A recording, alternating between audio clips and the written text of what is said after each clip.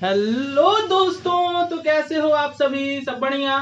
आज हम लोग जो बातें करने जा रहे हैं बच्चों, वो ग्राफ्स के ऊपर बातें होंगी। पिछले क्लास में हम लोगों ने बातें जो की थी बच्चों, वो इक्वेशंस के ऊपर बातें हुई थी, वेरिएबल्स के ऊपर जो बातें हुई थी, और हमने बताया था बच्चों कि वेरिएबल्स ना दो या दो से अधिक अगर होते हैं तो बच्चों उनको एक साथ रखने के लिए, एक साथ जोड़ने के लिए हमारे पास कितने तरीका थे ना? तो दो तरीका। एक तरीका था हमारे पास इक्वेशन का, और दूसरा क्या था? ग्राफ्स का ना बच्चों। अगर वही चीज, वही वेरिएबल्स अगर हमारे पास दो से अगर अधिक हो जाए तो हमारे पास कितने तरीका होंगे? तो मात्र और मात्र एक तरीका है, बायन इक्वेशन। तो जो दूसरा तरीका था बच्चों हमारा ग्राफ्स के द्वारा, तो आज हम लोग ग्राफ्स के ऊपर बातें करेंगे। बेसिकली हमारे फिजिक्स में हर एक एक जगहों पर बच्चों ग्राफ्स का बहुत ज्यादा इंपॉर्टेंस है ना। तो वीडियो को अंत तक देखेंगे, लास्ट तक देखेंगे बच्चों, और सीखने का कोशिश करेंगे। तो आइए बिना समय गवाए बच्चों स्टार्ट करते हैं। मैं शिवानंद त्रिपाठी और ये आपका ब्यूटीफुल सा चैनल मेगा कॉन्सेप्ट क्लासेस। तो बच्चों ग्राफ्स क्या होता है? आप लोग पढ़े हुए हो बचपन में 9th-10th में। तो ग्राफ जो होता है, इट इज द रिप्रेजेंटेशन। थोड़ा सा लिख लेंगे। It is the representation. It is the, ऐसे लिखते हैं, it is the geometrical representation. लिखो GEOMETRICAL, geometrical geometrical representation of relation between relation between any two variables। हमने क्या बोला? पहले ही बोला था वेरिएबल्स। मैंने बच्चों पहले ही बोला था कि जब दो वेरिएबल्स रहेंगे, कितने वेरिएबल्स? तो दो वेरिएबल्स। जब दो वेरिएबल्स रहेंगे तो उनको ज्योमेट्रिकली हम लोग कैसे रिप्रेजेंट कर सकते हैं बच्चों? तो ग्राफ से क्या कर सकते हैं? रिप्रेजेंट कर सकते हैं बच्चों। जब ग्राफ से रिप्रेजेंट करेंगे तो मान लो कि कोई एक इक्वेशन, अब ग्राफ कैसे बनेगा? तो ग्राफ बच्चों इक्वेशन रहेगा तभी बनेगा, हाँ या ना? तो इक्वेशंस किस प्रकार के हो सकते हैं? इक्वेशन हो सकते हैं y equal to F X. अब ये एफ एक्स क्या है? एफ जो है हमारा फंक्शन है। एफ क्या है? हमारा फंक्शन है। और हमने कल ही पिछले ही क्लास में, पिछले ही वीडियो लेक्चर में बताया हुआ है बच्चों कि y हमारा कैसा वेरिएबल है? बिल्कुल सही, डिपेंडेंट वेरिएबल। और x कैसा है? इंडिपेंडेंट वेरिएबल ना। अगर मान लो ये कोई अपना y equal to F X कोई इक्वेशन होता है, जैसे मान लो बचपन में हम लोग पढ़ते थे ना, y equal to X plus 3, y equal to 2x plus 4, इस टाइप की इक्वेशंस ना। तो यही इक्वेशन अगर होता ना, अगर ये इक्वेशन अगर होता और मान लेते हैं इसका ग्राफ कुछ इस ढंग का होता, इसका ग्राफ कुछ इस ढंग का होता, तो ग्राफ कब निकलता है बच्चों? बचपन में ग्राफ कैसे निकालते थे? 9-10 वाले सर कैसे पढ़ाते थे ग्राफ निकालना? पहले इस तरह से बॉक्स बनवाते थे ना, यहाँ पे y लिखते थे, यहाँ पे x लिखते थे, और यहाँ पे कुछ नंबर्स बोलते थे x की वैल्यू पुट करो, y की वैल्यू अपनी अपनी अलग अलग निकल के आएगी। उसी तरह से सिमिलरली बच्चों यहाँ पे भी करेंगे तो कोई भी कर्व, कोई भी इक्वेशन हो, उसका ग्राफ ऑटोमेटिक आराम से निकल के आ जाएगा। हमको नहीं पता ये किसका ग्राफ है, लेकिन हमने इसी तरह एक मान लिया जनरल ग्राफ। अब हम ये ग्राफ कब निकाल सकते हैं ना? ये तब निकाल सकते हैं जब एक पॉइंट हम x इक्वल टू एक्स समझ लेंगे, और उसके कॉरस्पॉन्डिंग हमको एक y इक्वल टू y1 आएगा, y1 आएगा मान लो ना। अगर हम यहाँ पे मान लो x2 पुट करते हैं, x इक्वल टू x2 बच्चों, तो उसके कॉरस्पॉन्डिंग क्या आएगा? उसके कॉरस्पॉन्डिंग जो वैल्यू आएगी वो क्या आएगी? मान लेते हैं y2 आएगा। मतलब हमने क्या किया, जब हम x इक्वल टू x1 डालेंगे ना, x equal to x1 equation में डालेंगे तो हमारी वैल्यू क्या आएगी बच्चों?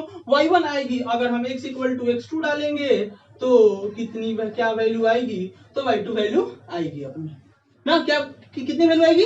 ये तो बस यही बातों को हम लोग को पुट करना है, और फिर बचपन में जैसे करते थे सारे पॉइंट्स को लेकर ग्राफ्स को क्या कर लेते थे? खींच लेते थे। तो हम लोग आज ये बातें जाने कैसे किसी ग्राफ को हमें क्या करना है? रिप्रेजेंट करना है, और कैसे किसी ग्राफ को निकालना है ना बच्चों। आगे अगर हम लोग बातें करें, जैसे बचपन में जैसे हम लोग स्ट्रेट लाइंस की बातें करते थे ना, आओ थोड़ा सा स्ट्रेट लाइन फिर से पढ़ते हैं ना। आ जाओ आ जाओ आ जाओ, सीखते हैं बच्चों। तो मानते हैं कि मान लेते हैं कि से graph between y and x is a straight line, is a straight line। हाँ स्ट्रेट ही लाइन लो, क्या दिक्कत है? is a straight line ना क्या लेते हैं बच्चों, अगर हम मान लेते हैं कि ग्राफ हमारा y और x के बीच में कैसा हो, अरे स्ट्रेट लाइन हो, कैसा हो, अरे बोलो ना, स्ट्रेट लाइन हो। तो जब अगर हमारे पास ग्राफ अगर बच्चों स्ट्रेट लाइन होगा तो जरा देखना, जरा देखना, जरा देखना किस टाइप का स्ट्रेट लाइन होता है। स्ट्रेट लाइन तो सीधा मान लेते हैं इस टाइप का ना, यही अपना स्ट्रेट लाइन होता है, ये हमारा y एक्सिस होता और ये अपना x एक्सिस होता ना, ये अपना y एक्सिस होता, ये अपना क्या होता बच्चों, x एक्सिस होता ना। अब बच्चों जब कभी भी, अच्छा एक बचपन में बार बार बहुत शब्द सुने हम लोग, थीटा शब्द, थीटा थीटा थीटा क्या होता है, तो हम बताते हैं थीटा क्या होता है। जब बाबू हम लोग x एक्सिस के पॉजिटिव एक्स एक्सिस के दिशा में हम लोग आगे की तरफ बढ़ेंगे और आगे की तरफ बढ़ने के बाद जब एंटी क्लॉकवाइज दिशा में एक अर्क लेंगे, उसी अर्क का नाम हम लोग क्या कहते हैं, अरे बोलो थीटा। एक चीज देख रहे होगे बच्चों कि ये जो स्ट्रेट लाइन अपनी जो है वो एक पॉइंट पर कट की हुई है वाई एक्सिस को ना, और उस पॉइंट का नाम हम लोग ले लेते हैं सी। क्या ले लेते हैं, सी ले लेते हैं, ठीक है, कोई दिक्कत। हमने यहाँ पे अपने मन से बच्चों एक पॉइंट ले लिया, एक कोऑर्डिनेट ले लिया जिसका वैल्यू होता x, y। बचपन में याद है हम लोगों ने पढ़ा था कि किसी भी कोऑर्डिनेट को कभी फाइंड करना हो, फाइंड आउट करना हो तो कैसे फाइंड आउट करते हैं, तो पहले x एक्सिस में बढ़ते हैं और फिर कहां चले जाते हैं, y एक्सिस में चले जाते हैं। मतलब पहले x में x डिस्टेंस चलते हैं, फिर y में कितना डिस्टेंस चलते हैं बच्चों, y डिस्टेंस चले जाते हैं ना। अगर तुम ध्यान से देखोगे बच्चों तो यहां से यहां तक की दूरी कितनी है, तो बोलोगे सर c है। तो बच्चों एक बात बताओ, यहां से यहां तक की दूरी कितनी होगी, y माइनस सी, अरे होगी कि नहीं होगी। यहां से यहां तक की जो दूरी, यहाँ ये पूरी x और ये पूरी y, तो इतनी दूरी ये वाला दूरी y माइनस एक्स हो जाएगा, और ये x अगर हुआ तो ये वाला भी x। अगर ये एंगल थीटा तो कॉरेस्पॉन्डिंग एंगल से ये भी थीटा हो जाएगा ना, होगा कि नहीं होगा, क्योंकि दो लाइंस पैरेलल हैं, एक ट्रांसवर्स कट कर रहा है, तो ये दोनों, ये एंगल थीटा तो ये भी एंगल थीटा। अगर हम ये ट्रायंगल में चले, ये तुम लोग को एक राइट एंगल ट्रायंगल बाबू दिख रहा होगा आप लोगों को ना, तो राइट एंगल ट्रायंगल में जब चलोगे, राइट एंगल ट्रायंगल में जब चलोगे तो इसका tan थीटा क्या होगा, tan थीटा क्या होता है, tan थीटा ऑलवेज होता है परपेंडिकुलर बाय बेस। तो परपेंडिकुलर कौन हो गया, ये हो गया, बेस ये हो गया, तो y minus C divided by x। ये डिवाइड में इधर जाएगा तो बच्चों अरे बोलो ना, मल्टीप्लाई में tan x equal to y minus C. अब देखो ये माइनस में इधर आया तो बाबू अरे बोल दो, इधर बोल दो प्लस में आ जाएगा बराबर सी ना। हम इसको इक्वेशन अच्छे से लिख देते हैं, क्या होगा y equal to tan theta x tan theta plus C, x tan theta plus C होगा। तो कितना आसान है, x tan theta plus C होगा। अब अगर बाबू tan थीटा, जब कभी भी हम लोग स्ट्रेट लाइन में बातें करेंगे तो ये tan थीटा को हम लोग क्या कहते हैं, स्लोप कहते हैं। अरे क्या कहते हैं, एक बार बोलो, स्लोप कहते हैं। tan थीटा को क्या कहते हैं बाबू, tan थीटा को कहते हैं स्लोप ऑफ स्ट्रेट लाइन। क्या कहते हैं, स्लोप ऑफ स्ट्रेट लाइन कहते हैं। स्लोप का मतलब क्या होता है, हाँ वही ढलान ढलान ढलान ना, तो स्लोप का मतलब ढलान हमारा कि स्ट्रेट लाइन का को क्या कहते हैं, tan थीटा कहते हैं। बहुत सुंदर बात है। सी हमारा क्या है बच्चों, तो सी हमारा इंटरसेप्ट है। क्या है, इंटरसेप्ट है, इंटरसेप्ट है, इंटरसेप्ट है। सी हमारा क्या है, इंटरसेप्ट है। कहां पर, at on Y axis, on Y axis ना। और हम लोग जो स्लोप है बच्चों tan थीटा को हमेशा m से डिनोट करते हैं। किससे डिनोट करते हैं, ये मान लिया जाता है ना। तो इक्वेशन जो बनेगा हमारा जो स्ट्रेट लाइन का, वो क्या हो जाएगा बच्चों, इक्वेशन जो होगा y equal to M X plus C. क्या बनेगा, y equal to M X plus C. ये हमारा क्या है, यही general equation of straight line है, general equation of straight line.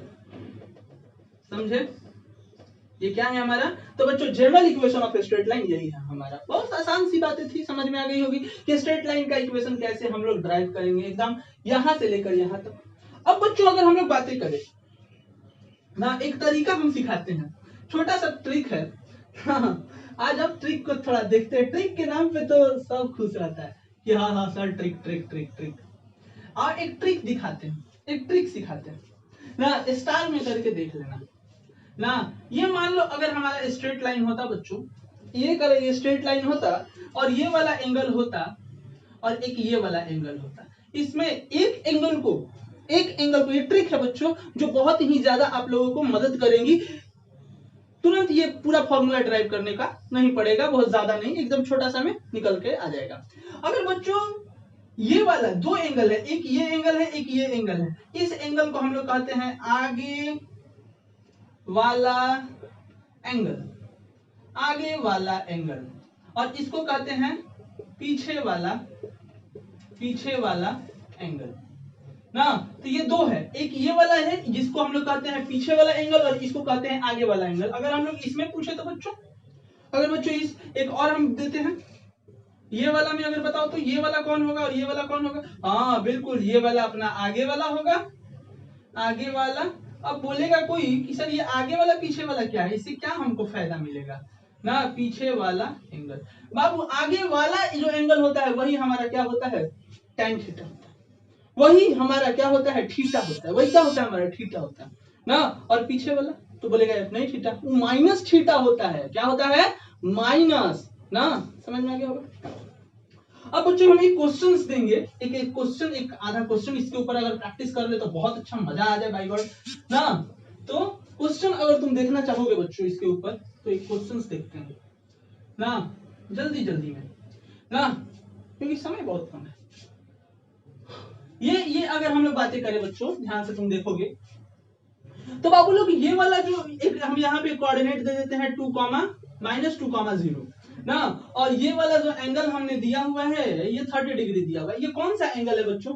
कोई बोलेगा सर पीछे वाला एंगल है। अब बोलेगा क्वेश्चन कि सर हमको ये वाला इक्वेशन निकाल कर दिखाइए। अब बच्चों इक्वेशन निकालने के लिए सबसे पहली बात, हमारे पास जनरल इक्वेशन क्या था? y = mx+, यही आया था ना, है?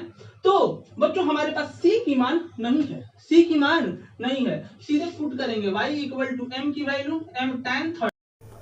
तो अगर यहाँ पे अगर बातें करें बच्चों, तो y = अगर हम ये वाला तो फॉर्मूला में रखते हैं क्या? tan 30 इंटू x प्लस सी। अब जरा ये पीछे वाला एंगल है बच्चों, ये कौन सा एंगल है बता दो?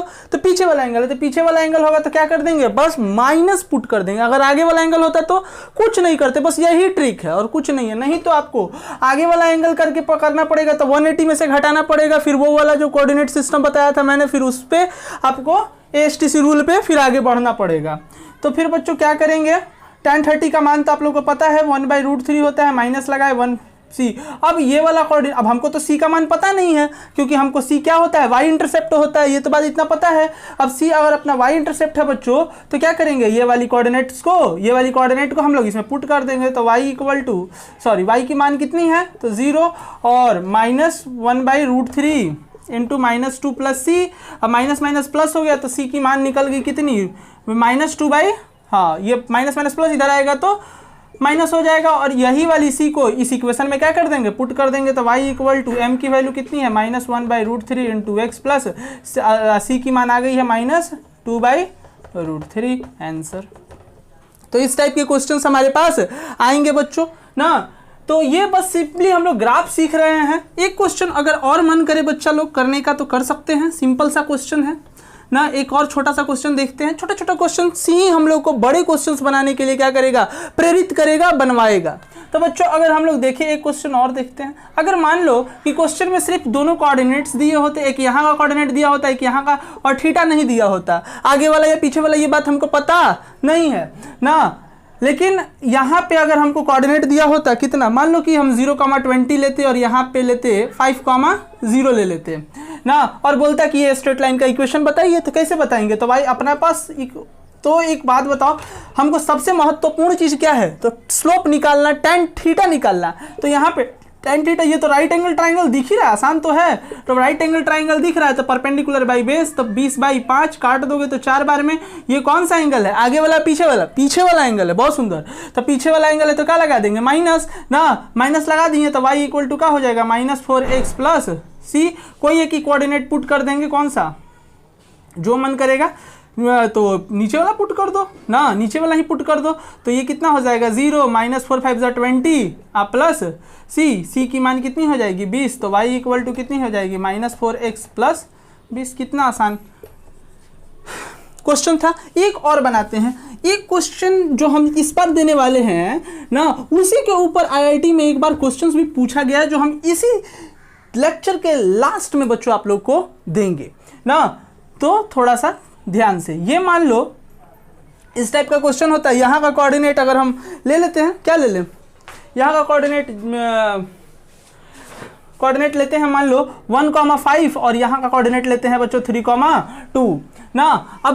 अब इसका स्ट्रेट लाइन, अब यहाँ पे ना तो एंगल है ना तो कुछ भी है, कुछ भी नहीं है, तो क्या करेंगे ना, तो अब आगे बढ़ाएंगे इसको, थोड़ा सा इसको यहाँ से मिला देते हैं इससे थोड़ा सा, तो यहाँ से यहाँ तक की मान कितनी है, तो 3, यहाँ से यहाँ तक की मान कितनी है, तो 1 ना, तो ये कितनी मान होगी, तो बच्चों 2 हो जाएगी, ये पूरी की पूरी मान बोलो 5 है, यहाँ से यहाँ तक की मान कितनी होगी, यहाँ से यहाँ तक की मान अपनी कितनी है, 2 है, यहाँ से यहाँ तक की मान 2 है, तो यहाँ से यहाँ तक की मान कितनी हो जाएगी, 3, तो ये वाला एंगल पीछे वाला है tan थीटा निकालना है, परपेंडिकुलर बाई बेस मतलब -3/2 हो जाएगा, tan थीटा निकल गया। अब इक्वेशन में चल जाओ, y = mx + c, तो m की वैल्यू तुमको पता ही है, y का m की वैल्यू कितनी -3/2x प्लस c, कोई एक कोऑर्डिनेट इस, अब c की मान निकालनी है। अब देखो बच्चों यहाँ पे बाई एक्सिस को कट नहीं किया है फिर भी लेकिन आपको c की मान निकालनी आवश्यक है, तभी आप जाके किसी भी स्ट्रेट लाइन का इक्वेशन आप निकाल सकते हो ना, नहीं कट की है फिर भी आपको निकालना पड़ेगा।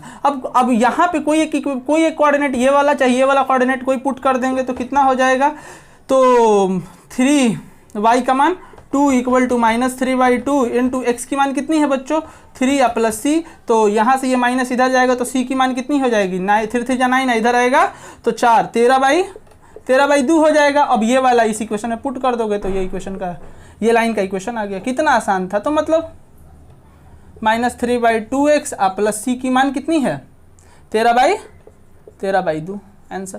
तो ये कितनी आसान इक्वेशन से जब हम लोगों ने ग्राफ्स को सीखा, स्ट्रेट लाइन को सीखा तब बच्चों ना। तो ये रहा हम लोग का आज स्ट्रेट लाइन के ऊपर क्लासेस, मतलब ग्राफ्स के ऊपर क्लासेस, कैसे हम लोग 2 या 2 से अधिक वेरिएबल्स, दो वेरिएबल्स को एक इक्वेशन में कैसे, 2 वेरिएबल, एक डिपेंडेंट दूसरा इंडिपेंडेंट वेरिएबल को कैसे एक रिलेशन में, एक संबंध में कैसे जोड़ेंगे, उसका तरीका हम लोगों ने क्या कर लिया आज बच्चों, सीख लिया। अगले क्लास में बच्चों जो अगली नेक्स्ट वीडियो आएगी उसमें सिर्फ और सिर्फ डिफरेंशियल कैलकुलस के ऊपर ही चर्चा होगी ना, और इसका यूज उस लेक्चर वीडियोस में बहुत ज्यादा होगा। तो बच्चों बने रहो वीडियोस के साथ, तब तक के लिए थैंक यू।